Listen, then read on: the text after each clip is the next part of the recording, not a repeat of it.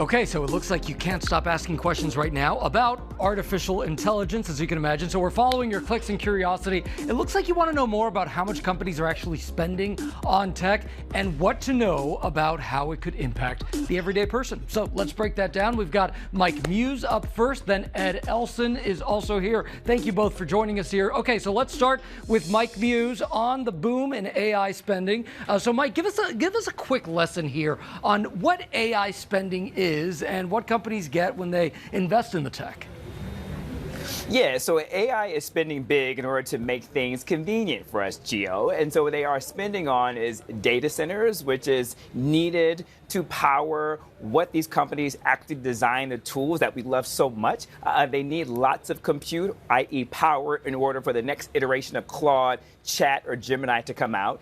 They also, too, are spending big on the chips. The microprocessor chips are extremely expensive, and they need those in order for the platforms to run. And so you're looking at it from an infrastructure perspective, and you're looking at it from a data center perspective. That is where the majority of the spend is coming from. How is corporate America able to really measure the payoff here? It's really confusing, isn't it? It's not confusing per se, but what corporate America is looking at is the long-term investments.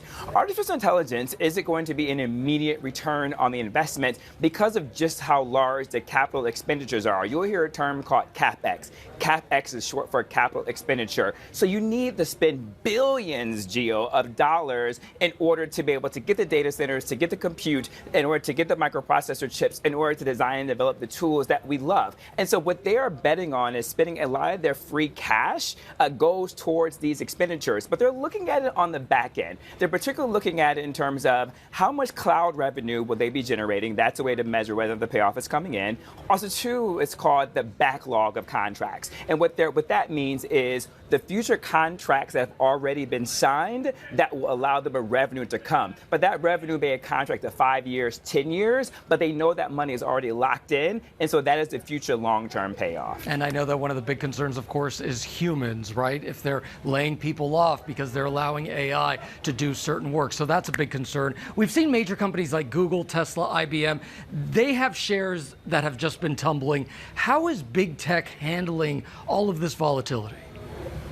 What they're doing is they have to educate their investors and say, look, artificial intelligence isn't going to give you an immediate ROI immediately. And so what they're talking about and explaining to their investors is that how much of capital expenditure, CapEx, is actually needed in order for them to bet on those long-term backlog contracts that I was talking about, how much capital expenditure is needed for them to be able to secure the revenue within cloud. And so you're going to see shift in volatility. This isn't for the day trader, right? You're going to see volatility day to day, depending upon how much these companies are announcing exactly how much spend they have to spend. When you start talking about spending in the billions, that's enough to make any investor become leery on whether or not they're going to get a return on their investment. So it's going to take a sound investor, an investor that understands that this is for long-term growth and not short-term growth, in order to hold the line. But companies and CEOs are confident, and what they can lean on is, again, that backlog of contracts that have been signed, that they have that guarantee of revenue that is coming in. So this is more about a constant assurance to investors that they have the backlog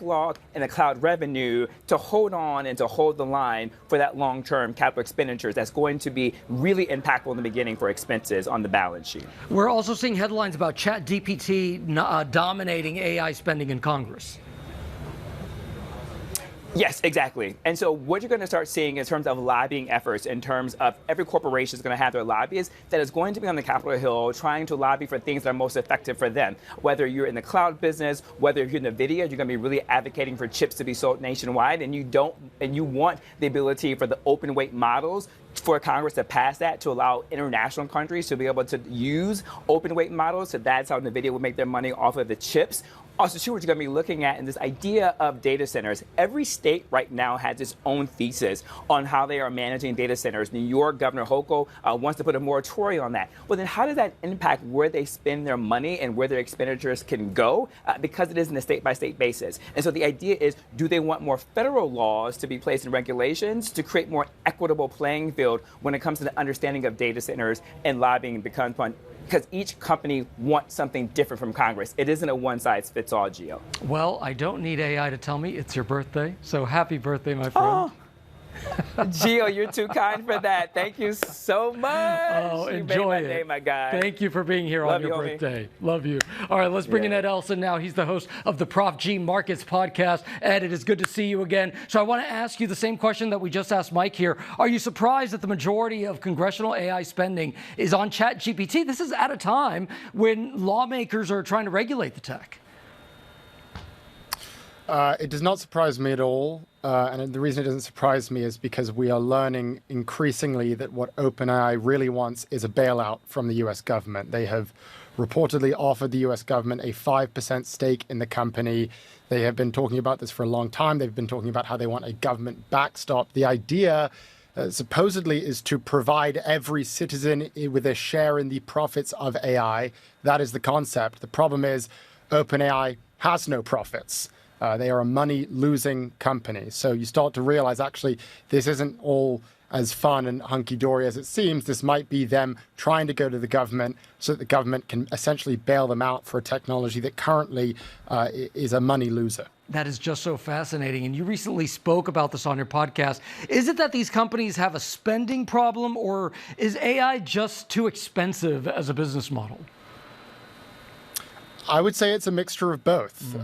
We can look at the financials. We can look at what was leaked from OpenAI. We know that they spent $34 billion last year on $13 billion in revenue. Of course, $13 billion in revenue, that's a big number, but they spent more. So they lost $21 billion, which makes OpenAI one of the most unprofitable companies in history. Just some context, $34 billion in spending. That means OpenAI spends more money than the US government spends on the FBI and NASA combined. So yes, they might be generating a lot of revenue from ChatGPT, but you have to ask yourself, how much are they spending to sell that product, and how sustainable is it really? I think we're increasingly learning that actually this might not be as sustainable as investors would have hoped. Let's go hyper local for a second, right? Are there hidden costs to AI spending for the average American, right? When we're talking about profitability and debt. I think for the average American, it's whether you want to pay for the cost of the consumer product, but if you actually want to pay for ChatGPT. Right now, most of the spending is coming from the big tech companies. It's coming from Meta, it's coming from Google, it's coming from Amazon, it's coming from all of the hyperscalers. And then when you look at OpenAI, they're also spending a lot of money to try to get you to buy that product. I mean, if you look at their sales and marketing costs last year, they spent $6 billion on sales and marketing. So I have a podcast. That is more than the entire podcast industry generated in ad revenue last year.